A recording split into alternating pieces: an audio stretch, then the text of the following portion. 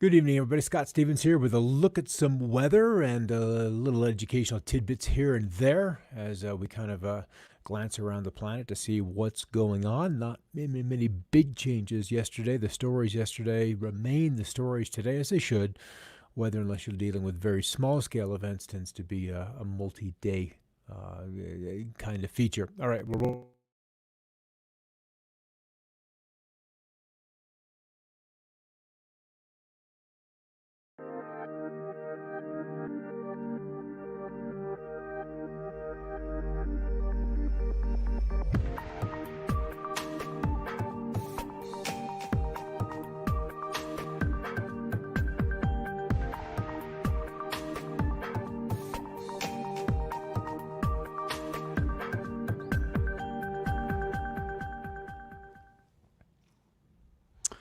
become a rather cool afternoon with some showers here in southern Colorado, and as a result, there are a few windows open, so there may be some what in broadcast terms we call nat sound or natural sound in the background. That absolutely is there today.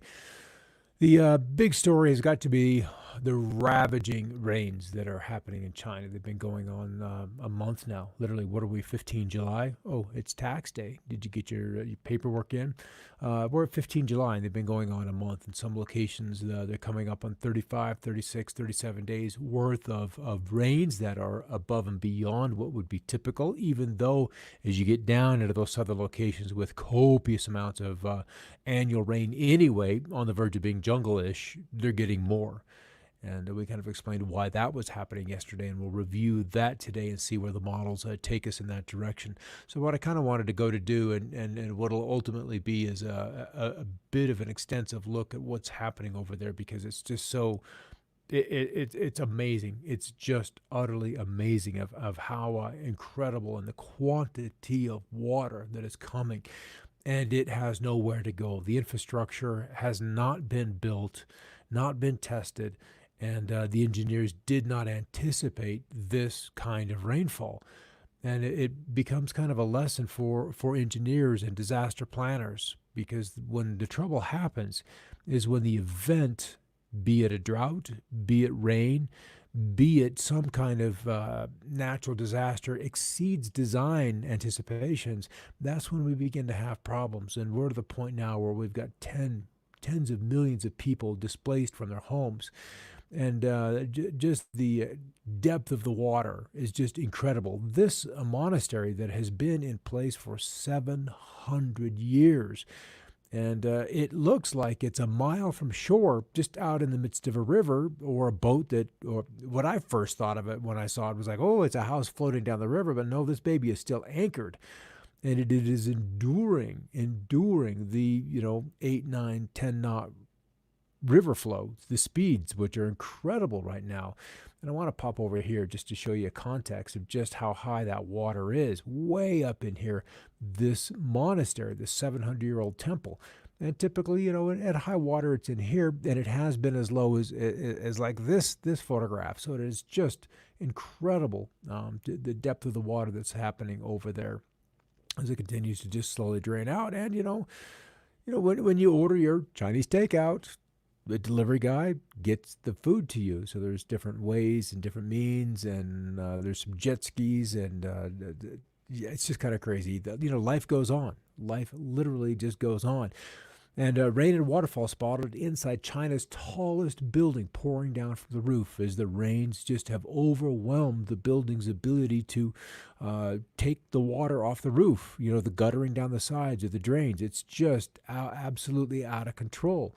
And when you look at some of the, and this is a very, very brief clip, but just the speed, the force of the water. And you can imagine why the engineers would want to be playing with this in hydroelectric terms, because the force is just incredible to be able to spin the turbines, generate the electricity. That is why these dams were built outside of capturing water for agricultural purposes, so you would have water during the dry times. But it's just unreal. And this I found amazing. That's the water. This is the bus driver literally driving through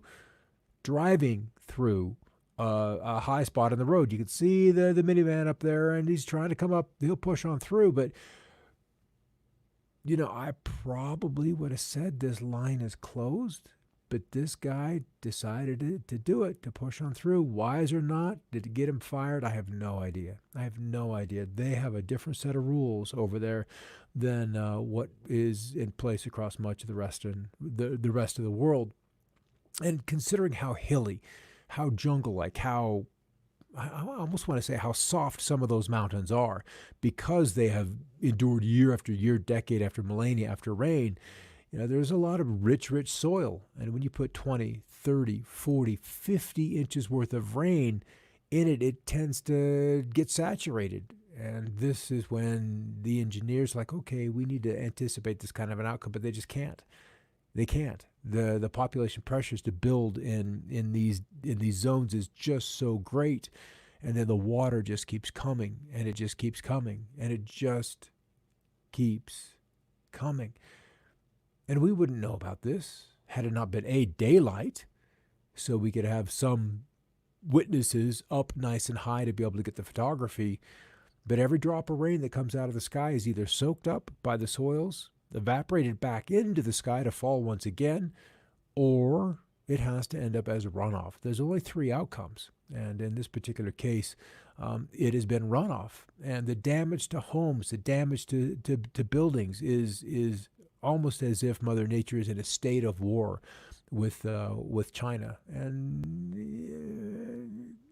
there's just a lot of challenges that country's been going through.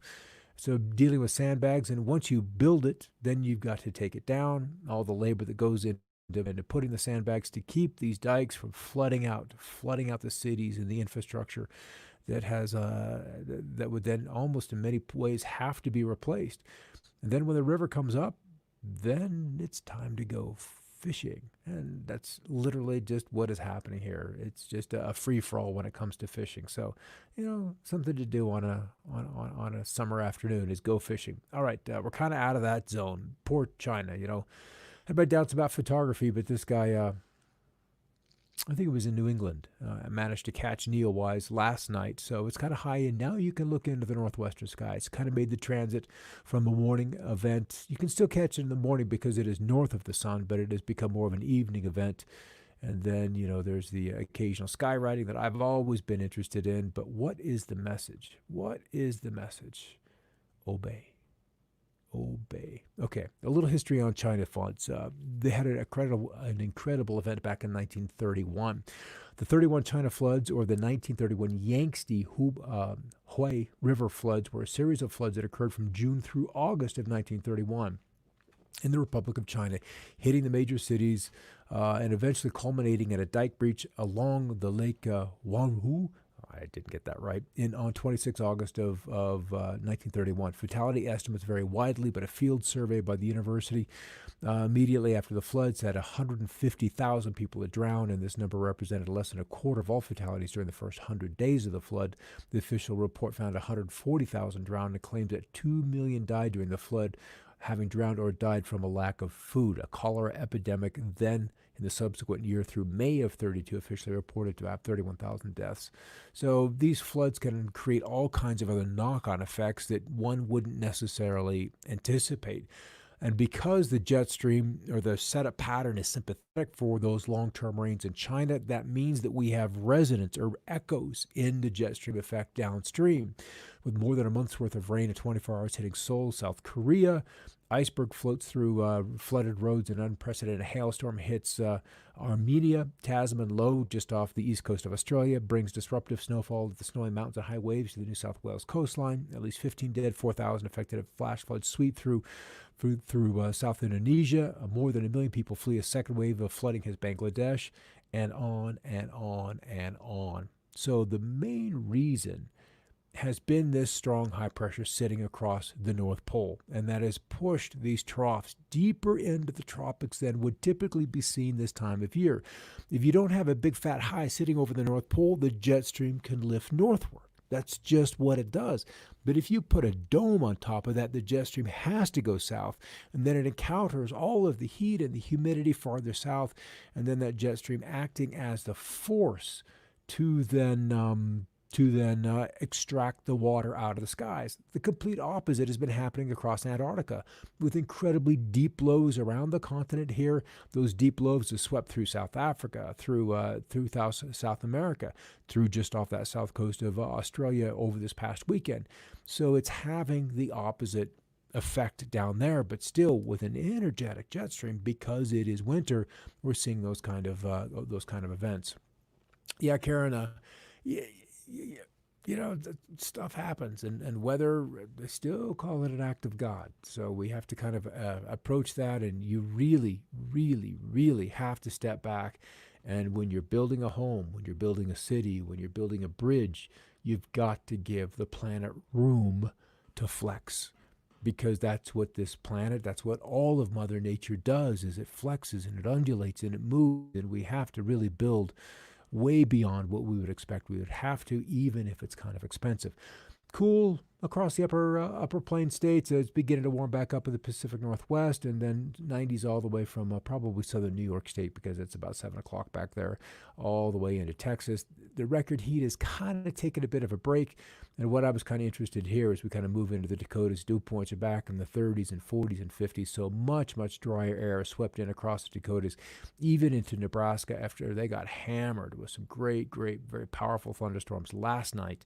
And we'll probably be able to wind back just a little bit, but these storms were ignited across the front ranges of Wyoming and into Colorado, and then just progressed and still continue to do so right now into the Southern Lakes, while another round has been spawned by the afternoon heat across the Four Corners region.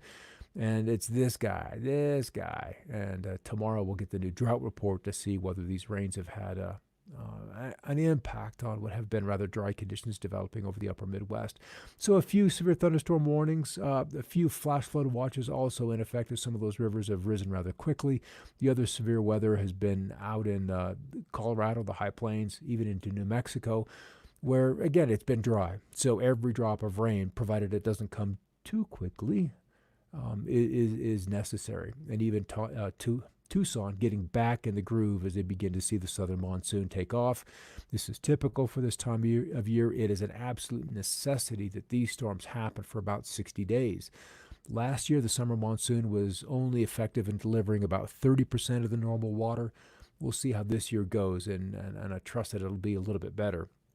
And that's why on the drought monitor chart, we've got some L's, or some long-term dryness. It's mostly short-term up in the high plains, but we'll see how that changes come tomorrow. The risk of chaseable severe weather still existed today here and then up in Illinois. And then as we move off east, you got to go all the way to the Great Lakes states for that kind of crazy weather until it reappears as we move into the weekend, at least Friday, the last work day, across the far northern Mississippi, with more storms still progressing across the far southern parts of the Four Corners area. As far as record highs, not too many, not nearly like it was, 103, 106 in Dalhart. That's a far cry from the 116, 117 that they had earlier in the week. So this is a little more doable. The air conditioning units can keep up with it.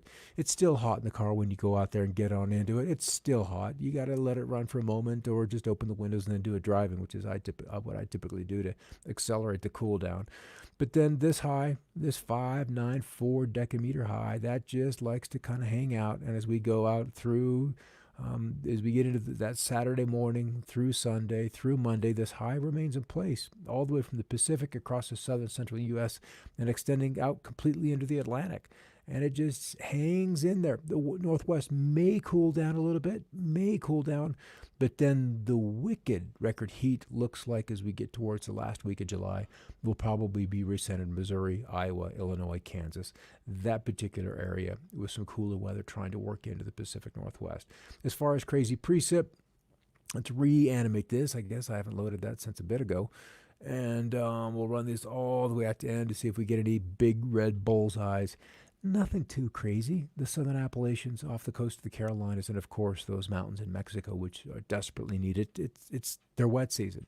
If they don't get it now, it's a long haul from September all the way back until next June, unless you get a kind of some winter event. So it's just as well they load up with 7, 8, 9, 10 inches. Fill those reservoirs, saturate those soils, recharge that vegetation, and then southwestern Colorado, 4 or 5 inches. That's good. That'll keep the creeks high. That'll keep the creeks cool and healthy for the fish. And then also we're looking at Alberta for some of those warmer temperatures. So climate, let's run out there. Just the next 6 to 10 days. There's our only cool spot. We kind of highlighted that just a moment ago anyway. So across the Pacific Northwest, and then still drive through the Southwest. So I suppose we're probably not anticipating the monsoon to be as great as it can be or could be. But nonetheless, China, guys, I'm just glad, just grateful. We are not enduring that kind of China wicked heat, because that's just ugly in every sense of the word. All right, guys, great having you stop by. I'll be back on in 45 minutes to take a look at digital currencies. They fascinated me for a while, so we'll have a little chit chat about those, and we won't show you how to buy them in this show, but we'll point you in a direction to go to have a look. So it's more about comparing that with digital currencies with fiat and some of the other options, and then more so the risk of holding of whatever asset you're holding as we move through this pandemic economy. As it definitely looks like the second shutdown is kind of underway as the COVID case crisis continues to kind of expand. All right, we'll see you in about 45 minutes. Thanks for stopping by, and keep looking up.